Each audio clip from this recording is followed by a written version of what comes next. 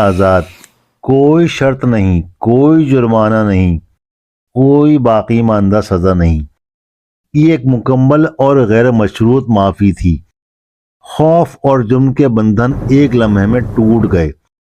وہ لوگ جو اس صبح سزا یافتہ قیدیوں کے طور پر بیدار ہوئے تھے، وہ اس رات اپنے ہی گھروں میں آزاد انسانوں کے طور پر سونے والے تھے۔